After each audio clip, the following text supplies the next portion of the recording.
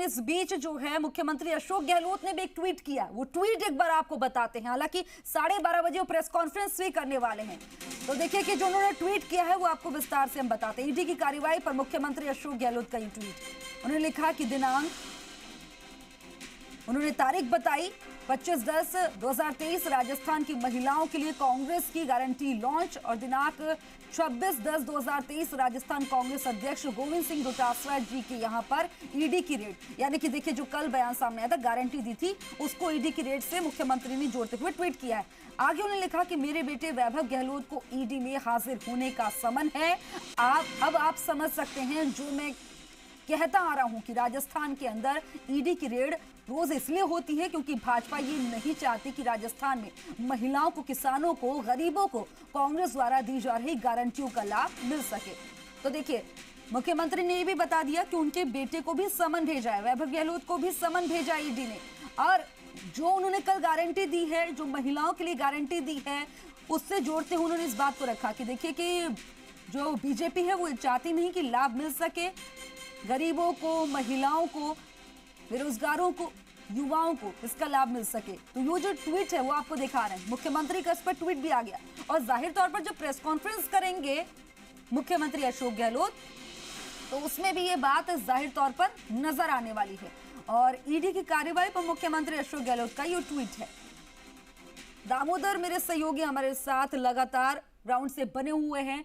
दामोदर, देखिए कि मुख्यमंत्री का ट्वीट भी आया है। मुख्यमंत्री ने ट्वीट करके निशाना साधा। उन्होंने कहा कि ईडी बार बार आ रही है, कल गारंटी दी थी महिलाओं के लिए, आज ईडी की ये दस्तक। और साथ में उन्होंने भी कहा कि मेरे बेटे वैभव गहलोत को भी ईडी में हाजिर होने का समन दिया गया है।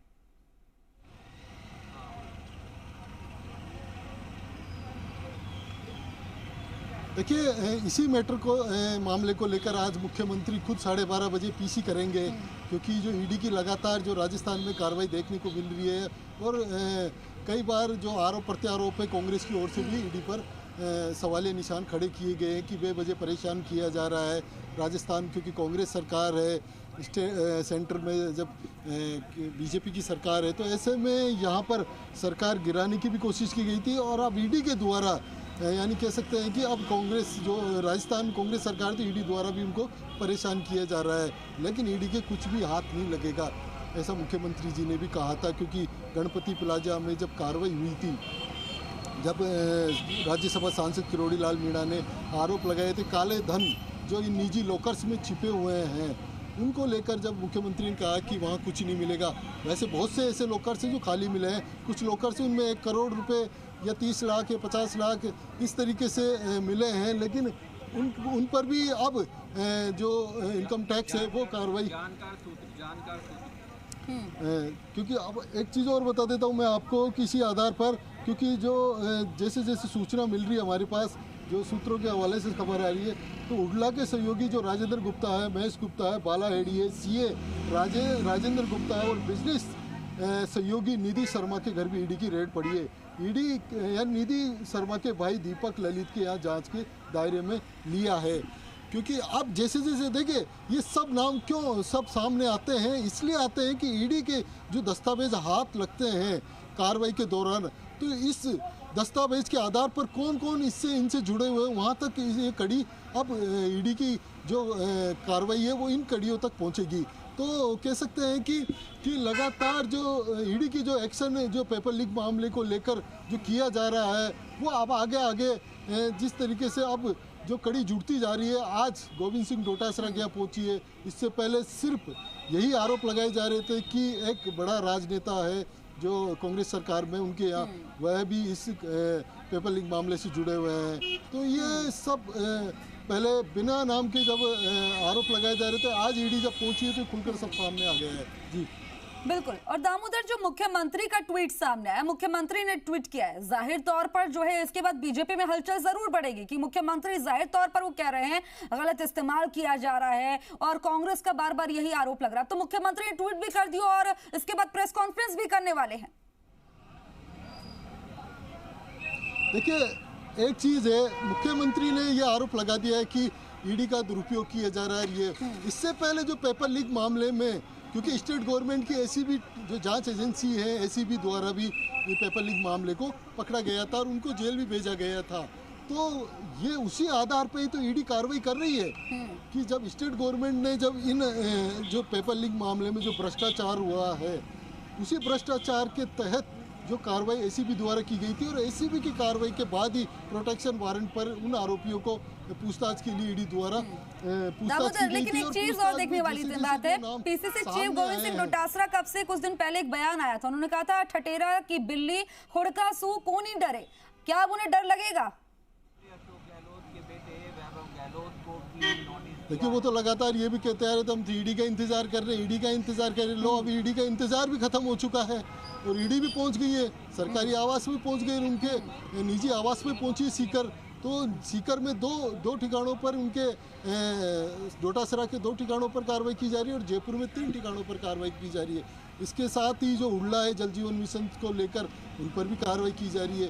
तो कह सकते हैं कि जो जल जीवन मिशन में 900 करोड़ से अधिक का जो भ्रष्टाचार हुआ है, उस पर ईडी की कार्रवाई देखने को मिल रही है। और पेपर लीक मामले में ये इतने बड़े जो भ्रष्टाचार हुए हैं, अभ्यर्थियों के साथ जिस तरीके से मुख्यमंत्री के बेटे को भी समन, वैभव गहलोत को भी समन भेजा गया। मुख्यमंत्री ने ट्वीट में जाहिर तौर पर यह भी बताया है। देखिए ईडी तभी समन भेजती है कहीं ना कहीं आपका कहीं इन मामलों से लिंक हो, तो कह सकते हैं कि पूछताछ के लिए बुलाया होगा। ये पूछताछ में सब दूध का दूध पानी का पानी हो जाएगा। तो ऐसे में जो दामोदर आप ये कह रहे हैं पूछताछ के लिए बुलाया होगा, जाहिर तौर पर पूछताछ के लिए बुलाएंगे। चुनाव को ज्यादा दिन नहीं बचे हैं, ऐसे में 25 नवंबर को वोटिंग होनी है, लेकिन उससे पहले ईडी की कार्रवाई पीसीसी चीफ के घर तक पहुंच गई है, मुख्यमंत्री के घर तक पहुंच गई, क्योंकि उनके बेटे को भी जो है समन भेजा गया है, पूछताछ होगी। तो जाहिर तौर पर जो है देखिए, तो बाकी तो जांच का विषय है, जांच के बाद क्लियर होगा, लेकिन चुनाव से पहले अगर ईडी यहां तक पहुंची है, जांच हो रही है, इससे कितना फर्क पड़ेगा, चुनाव पर कितना इसका असर पड़ सकता है?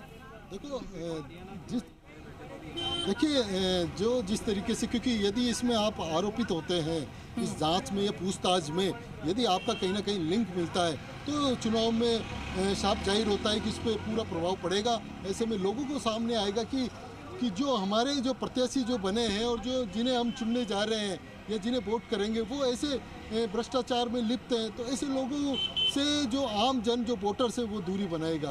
तो ये कह सकते हैं कि साफ जाहिर है कि जब चुनाव में यदि वोटर्स अपने नेता को चुनने जाए तो वो ऐसे वोटर्स है वो ऐसे नेता को चुने जो साफ सुथरी छवि वाले हो, जिन पे कोई आरोप ना हो और इस तरीके से भ्रष्टाचार ना करें। और जो भ्रष्टाचार करेंगे तो युवाओं को किस तरीके से आप रोजगार दे पाएंगे, क्योंकि युवा जो सरकार जैसे आप नई सरकार चुनने जाते हैं। और यहाँ पर दामोदर ये देखने वाली बात है कि मुख्यमंत्री ने इस बात को जो है अपनी गारंटियों से कैसे जोड़ दिया है। देखिए कल गारंटी दी गई है महिलाओं को 10,000 की, जो बात की गई है कि सालाना दिया जाएगा, तो मुख्यमंत्री ने ट्वीट करके ये कह दिया है कि जो हमने गारंटी दी है, नहीं चाहती है बीजेपी की हम गारंटी दें, इसलिए जो है दुरुपयोग किया जा रहा है। ये सीधा जो है कल के मामले से जोड़ दिया कि कल हमने गारंटी दी, आज देखिए कि ईडी की कार्रवाई हो गई। देखो ये तो क्योंकि चुनाव है और चुनाव में इस तरीके की जो कार्रवाई है वो देख लो, क्योंकि राजस्थान में कांग्रेस सरकार है और केंद्र में बीजेपी की सरकार है। तो ऐसे में जो कार्रवाइयों के जो आरोप लगाए जाते हैं कि कल हमने घोषणा की, तो उसी घोषणा के आधार पर अब जो केंद्र सरकार ईडी का दुरुपयोग करते हुए यहाँ पर एक्शन कर रही है। चुनाव भी है तो चुनाव में यदि कांग्रेस की छवि को खराब करने के लिए, धूमिल करने के लिए इस तरीके से केंद्र जो एजेंसियों का दुरुपयोग किया जा रहा है, तो इस तरीके के, क्योंकि ये चुनाव में इस तरीके के आरोप प्रत्यारोप लगाते रहते हैं और कार्रवाई भी होती है। यदि आप सही हैं, बिल्कुल साफ छवि के हैं, तो दूध का दूध पानी का पानी हो जाएगा। जांच होने दीजिए, क्योंकि यदि हम ठीक है, जैसे डोटासरा कहता है कि मैं तो ईडी का इंतज़ार कर रहा हूँ क्योंकि हम बिल्कुल ऐसा कुछ भ्रष्टाचार किया ही नहीं, तो ऐसे में अब ईडी की जब कार्रवाई हुई है तो अब इस तरीके की जो कह सकते हैं कि आरोप प्रत्यारोप लगाना ये भी गलत है। जब हम अपने मुंह से ये कहते हैं कि हम इंतजार कर रहे हैं, तो इंतजार की घड़ी खत्म, तो अब आरोप लगाना बिल्कुल, अगर आप सही है तो डर किस बात का? पहले तो कहा था कि ठठेरा की बिल्ली खुड़का सो कौन ही डरे, अब जो है ऐसा लग रहा है डर नजर आ रहा है। खैर, ये देखने वाली बात है कि हुड्डा के सहयोगियों के यहाँ भी जो है जिस तरह से कार्रवाई की बात सामने आ रही है कि उनके जो सहयोगी राजेंद्र गुप्ता, सुभाष वालाहेड़ी, सीए राजेंद्र गुप्ता और बिजनेसमैन सहयोगी निधि शर्मा के घर पर भी ईडी की रेड है। इसको लेकर कुछ जानकारी मिल पा रही है? देखिए, जल जीवन मिशन के तहत ये उल्ला पर कार्रवाई की जा रही है और वहाँ पर जो ईडी के जो है एजेंसियों द्वारा जांच की जा रही है और इनके जो सहयोगी हैं बिजनेस में या फिर जो सीए हैं उनके द्वारा इन सभी को इस जांच दायरे में लिया गया है और इन सभी से पूछताछ भी की जाएगी, क्योंकि इनको सबको दायरे में लेने के बाद ही ये ईडी कार्रवाई का पूछताछ करेगी। पूछताछ में यदि जल जीवन मिशन में यदि इनका लिंक जुड़ा होगा तो इनके खिलाफ कार्रवाई भी ईडी द्वारा की जाएगी। तो ये कार्रवाई है अभी, क्योंकि जांच कार्रवाई की जा रही है, तो ऐसे में अब आगे क्या निकल के आता है ये देखने वाली बात है, क्योंकि अभी बताना जल्दबाजी होगा, क्योंकि जांच में क्या दस्तावेज निकलते हैं, क्या इनका लिंक है, कितना क्या है, वो सब सामने आ जाएगा। दामोदर, आप हमें पूरी खबर जो है विस्तार से तो बता रहे हैं, लेकिन आपके पीछे जो हलचल चल रही है वो भी प्लीज दिखाइए कि किस तरह से वहां पर क्या हलचल चल रही है, किस तरह का माहौल वहां पर क्रिएट हुआ पड़ा है। देखिए, माहौल तो क्योंकि जिस तरीके से आज सुबह 9 बजे ईडी का जैसे ही गोविंद सिंह डोटासरा जो पीसीसी चीफ हैं, इनके यहाँ सरकारी आवास पर जो ईडी की कार्रवाई हुई है, ईडी कार्रवाई होने के बाद जो सिविल लाइंस में जितने भी सरकारी आवास है इनमें या पूरी राजनीतिक गलियारों में एक हलचल मच चुकी है कि ईडी जैसे ही डोटासरा सरकारी आवास पर जो छापेमारी की है, इसके बाद से सभी जो सरकारी आवास के जो सुरक्षाकर्मी या स्टाफ है वो सभी गेट पर खड़े होकर इसी तरफ देख रहे हैं कि क्या बात हो गई, क्या हो गया अचानक इस तरीके से, और पूरा मीडिया यहाँ पे पहुँचा है। तो कहीं ना कहीं जो कुछ ना कुछ ऐसा कह सकते हैं कि क्या ऐसा गलत हुआ होगा, ऐसा क्या है जिससे कि ईडी की कार्रवाई की जा रही है। तो बड़ी संख्या में लोग भी यहाँ पहुँचे हैं। मैं कैमरामैन सहयोगी से कहूँगा कि ये तस्वीरें दिखाएँ कि किस तरीके से जो पुलिस के जवान यहाँ तैनात किए गए हैं जिससे कि यहाँ जाम के हालात ना बने, और लोग भी यहाँ बड़ी संख्या में पहुँचे हैं। तो लोग यही जानने की लालायित है कि आखिर में क्या है और क्या इसमें ईडी में जांच में कार्रवाई में क्या चल रहा है। तो कह सकते हैं कि अब जो ईडी की जो अंदर करीब 3-4 गाड़ियाँ यहाँ पहुँची हैं और इन 3-4 टीमें यहाँ पहुँची हैं, उसके बाद सीआरपीएफ के जवान गेट पे खड़े हुए हैं, क्योंकि गेट पे किसी को भी अंदर आना जाना बंद कर दिया है। अभी कोई अंदर जाना प्रवेश नहीं हो पा रहा है, सिर्फ ईडी की टीम ही अंदर जा पा रही है, आ जा रही है, या किसी से जिससे पूछताछ है उन्हीं को भी बुलाया जाएगा जो अंदर। बाकी अंदर जो ईडी की टीम है। दामोदर, जानकारी तो ये भी मिल रही है कि पीसीसी चीफ गोविंद सिंह डोटासरा का भी एक बयान सामने आया। उन्होंने केंद्र सरकार पर जो है आरोप लगाए गए हैं, ठीक है, वो आरोप की बात करेंगे हम, लेकिन इस बीच जो है कांग्रेस की तरफ से प्रतिक्रियाएं भी सामने आ रही है। एक बार सुनवाते हैं कि क्या कुछ कांग्रेस के द्वारा कहा जा रहा है। देश की जनता में विश्वास खो चुकी भारतीय जनता पार्टी देश की प्रतिष्ठित जांच एजेंसियों के माध्यम से केंद्र की सरकार के खिलाफ आवाज उठाने वाले नेताओं पे ईडी, सीबीआई और आईटी के द्वारा प्रतिशोधपूर्ण कार्रवाई कर रही है। उसी का नतीजा ये है कि जो लगातार भारतीय जनता पार्टी और संघ के नेताओं पे मुखर हमलावर रहे, राजस्थान कांग्रेस के अध्यक्ष गोविंद सिंह डोटासरा के निवास पे और कांग्रेस के अन्य नेताओं पे ईडी की कार्रवाई की गई।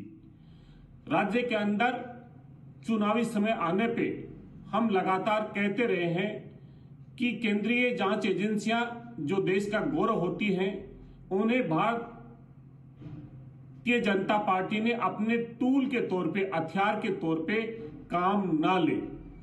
भारतीय जनता पार्टी आरक्षित वर्ग के लोगों पे चिन्हित करके अनुसूचित जाति, अनुसूचित जनजाति और अन्य पिछड़ा वर्ग के लोगों पे प्रहार कर रही है।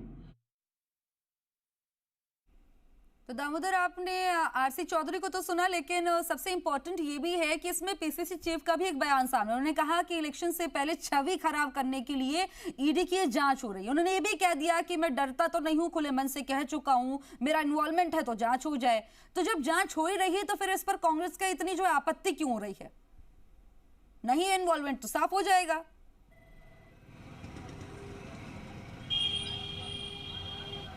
देखिए, जो डोटासरा ने जो ये आरोप लगाया है, तो उनको बोलने से पहले ये सोचना चाहिए कि वो खुद ये कह रहे थे कि ईडी का मैं तो इंतज़ार कर रहा हूँ, ईडी आए।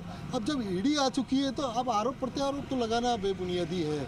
जब आप बिल्कुल सही हो तो जांच होने दीजिए, जांच होने के बाद सब दूध का दूध पानी का पानी हो जाएगा। तो यानी कह सकते हैं कि इस तरीके से आप ये भी कहते हैं कि ईडी का मैं इंतज़ार कर रहा हूँ, ईडी कब आए मेरे यहाँ, क्योंकि हम तो बिल्कुल ठीक हैं, साफ़ हैं। और जब ईडी आ गई तो अब आरोप प्रत्यारोप शुरू हो गए। तो इस तरीके से, क्योंकि अब जनता सब समझदार है, सब समझते हैं, पब्लिक भी, कि इस तरीके से जो आरोप प्रत्यारोप लगाकर इस तरीके से आप पब्लिक को गुमराह नहीं कर सकते। यदि आप साफ़ हो तो जांच होने दीजिए और सामने आइए मीडिया में और बताइए कि किस तरीके से जो भी है। तो अभी क्योंकि ईडी की जांच कार्रवाई है और ये जांच की जा रही है, अभी क्योंकि कुछ भी कहना जल्दबाजी होगा।